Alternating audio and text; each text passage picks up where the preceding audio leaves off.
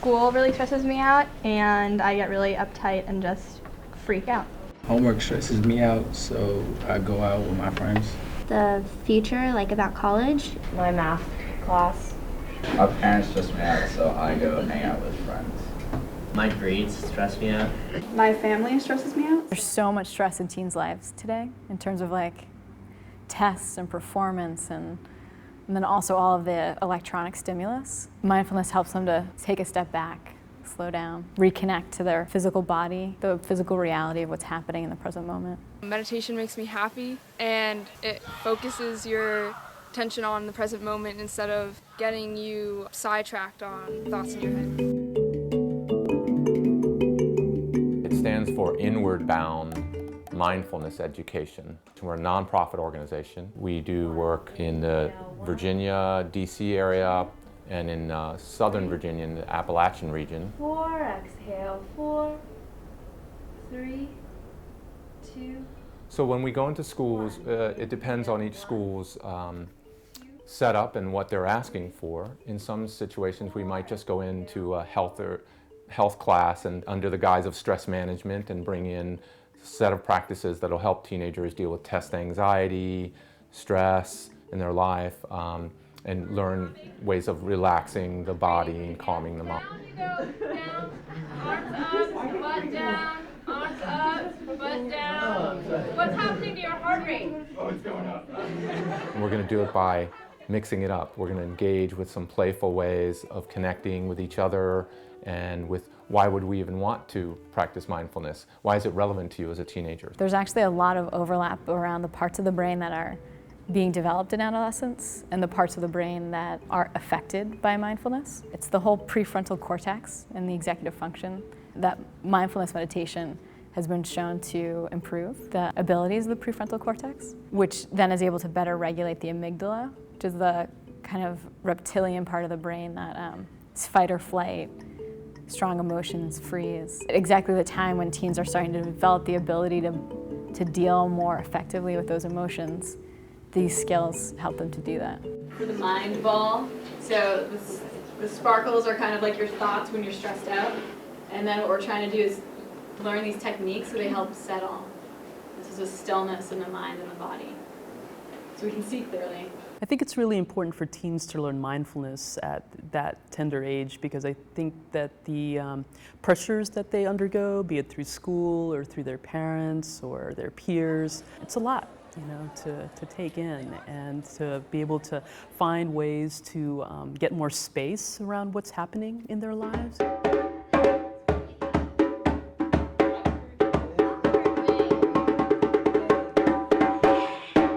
In 2007, we held the first teen retreat in Virginia. That all came together because of a man named Maury Cook. He's a businessman who lost his teenage son in a car accident when his teenage son was 19 years old. During the time of his grieving and the devastation of that loss, a friend of his introduced him to the practice of meditation. So he credits meditation really with saving his life. And so he then had this passion to try to figure out how to share with young people especially. So he found out about these folks out in California who were running teen meditation retreats. And where suffering comes from. Maury Cook, out of his son's memorial fund, went ahead and covered all the expenses to fly this crew of teachers to Virginia and to create this first teen retreat. This model was crafted over 20 years of time. It was started by some folks at IMS, Michelle McDonald and Steve Smith, and they brought it to California. By the time it came to Virginia, it had a lot of that already together. Knowing that their happiness depends on their own actions and not upon our wishes for them. So I actually began meditating as a teenager myself on teen retreats in Massachusetts, the Insight Meditation Society, and that's actually the lineage of where these retreats originally came from. When you go to school in such a high-stress environment, it's always like, think about your future, think about what colleges you're going to go to, so it's like really good to come here and just be in the present and not have so many worries. I really like getting away from like the hustle and bustle of society and just relaxing. I think giving teenagers this opportunity to have safe, authentic community for that sense of belonging and connection and to develop their inward looking and self-identity nested inside of that. It's like a mental health, another layer of the immune system. It's the mental health immune system. This is my first meditation retreat. I'm looking forward to it. Learning how to calm down more and control my anger.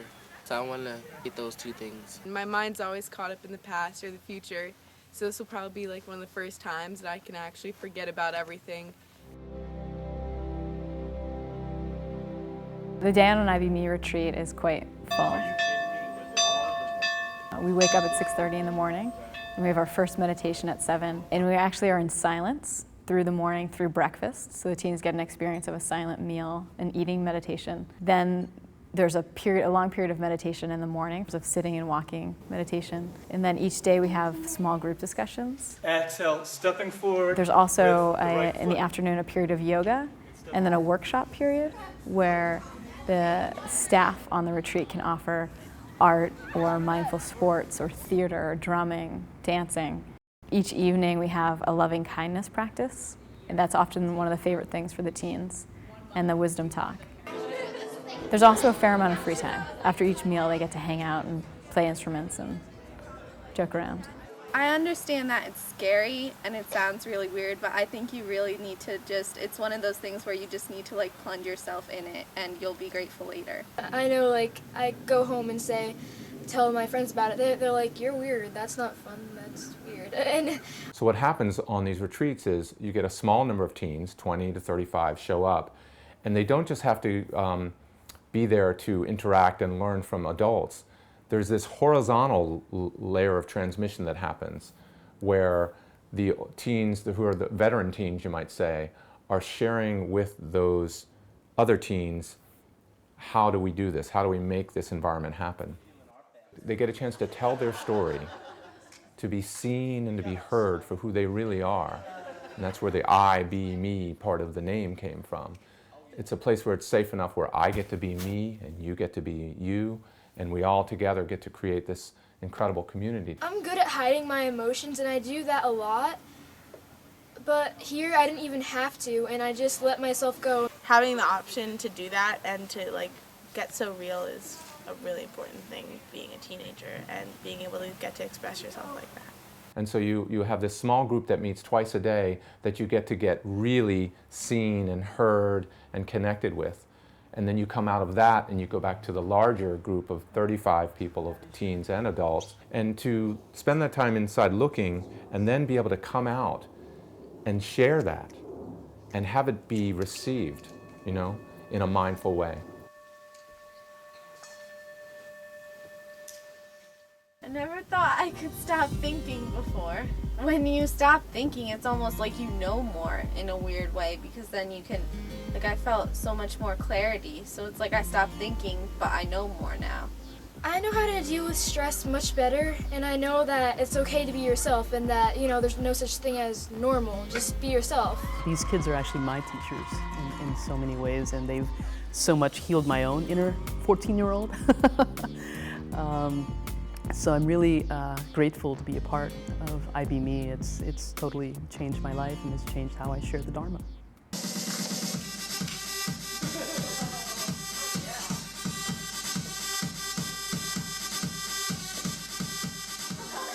It's very hard growing up where I am, and I can't be myself. I cannot fully express myself. I get judged. This is a place where you can come, not relax, but also look within yourself. And now we've been teaching these retreats for 5 years in the same place. So some of our teens I've seen grow up from 13 to 18, 19 years old. And I've just seen a dramatic impact on an improvement in their lives from coming back many times a year. I undertake the commitment to speak truthfully and kindly. When I'm talking to my mom, when I'm dealing with my dad, when I'm dealing with all the stuff that's happened, I can just take a step back, understand that sometimes you need to step back and not believe everything you think. I learned that the best thing for myself is to love myself. Someone really inspiring said that no one deserves your love more than you do. And I think I'm on that path.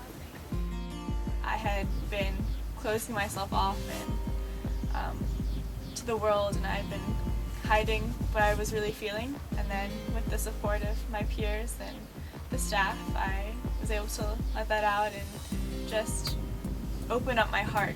I love you all.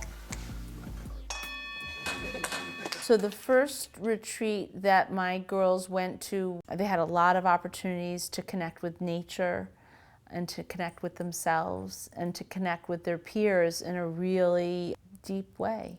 When she came to the retreats and saw the kids and especially the teachers, it's really quite dramatic that she is so energized. There's the neurons that are in the brain, there are the neurons that are surrounding the heart, there are the neurons that are surrounding the gut, and this entire embodied brain, as Daniel Siegel talks about, is what we're helping the teenagers to work with. So they can sit down and do this practice that they know now is nurturing to the calming of the mind, relaxing the body, but also nurturing of the heart and bringing the whole system into coherence. That feels good, so they're motivated to do it. Being back and being around all these people who weren't on the retreat, it's definitely really hard at first. But I mean, over time, I think like with this Teen Sangha and like being able to just renew your practice, it gets easier. Like it's easier to be around these people and see their unmindful actions, but not necessarily participate in them. When I got back home, it was like I was introducing myself to my friends again. I was like, well, this is who it turns out I am. The first couple of days, I just tried to be with, like, by myself. You're in this environment where the world doesn't really encourage you to be in the present moment, so I just had to be with myself. But then when I started meditating again at home, it really helped. This thing is mother's milk. It belongs to the teenagers, and I hope that it gets disseminated as far and wide as possible, that it goes into every town and every school someday. That's a, you know, you can say I'm a dreamer, but I'm definitely not the only one.